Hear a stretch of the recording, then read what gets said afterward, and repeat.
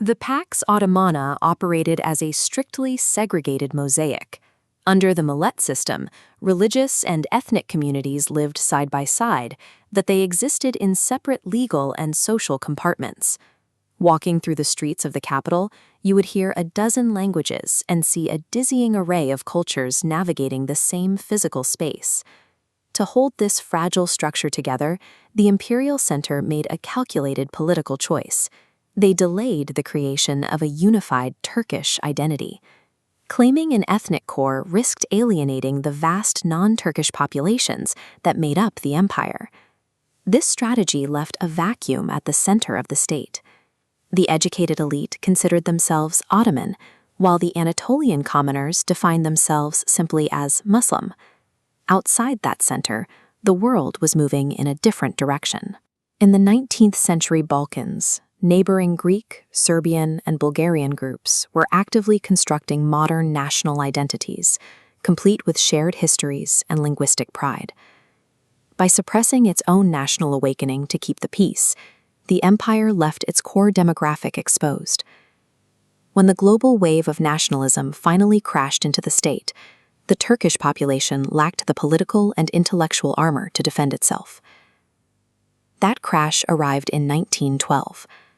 The Balkan Wars struck directly at Rumelia, the empire's 500-year-old motherland, rather than a distant frontier. The Ottoman military crumbled against the United Balkan League with terrifying speed. Centuries of established borders vanished in a matter of weeks. Back in Istanbul, a different shock set in. As the front lines collapsed, reports emerged that some local minority populations in the capital were preparing their flags to welcome the advancing enemy armies. That realization severed the final threads of the old imperial fabric. The assumption of mutual loyalty and cosmopolitan coexistence evaporated. What followed the military defeat was a human catastrophe. The loss of Rumelia triggered a massive demographic shift, with displaced populations retreating eastward toward Anatolia. Hundreds of thousands of people abandoned their ancestral homes, forming endless columns across the landscape. This exodus included ethnic Turks, Slavic Muslims, and Jewish communities, all fleeing the same campaign of ethnic cleansing. The capital's harbor quickly became a desperate choke point. Exhausted families, ox carts, and whatever belongings they could carry piled up at the water's edge, waiting for a way out.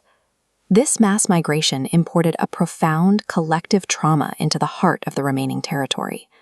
These survivors provided the demographic raw material for a completely new state apparatus. The state had to react immediately. The old mercenary-based imperial structure was dismantled to make room for a modernized administration. Out of the refugee crisis emerged a hardened generation of military officers and state builders bound together by a desperate need to survive. In Western Europe, nationalism often grew out of romantic literary salons, linguistic studies, and historical synthesis. Turkish nationalism lacked any such grand philosophical doctrine. It grew as a defensive reflex, forged by massacres, exile, and the visceral pressure of survival. Faced with total collapse, the former Ottoman elite and the uneducated Anatolian farmers found themselves in the same trench. Out of necessity, they abruptly embraced a shared Turkish identity. This fragmented population transformed into a unified defense force, marching forward under a single banner. The mobilization required to survive the 1912 collapse transformed the population.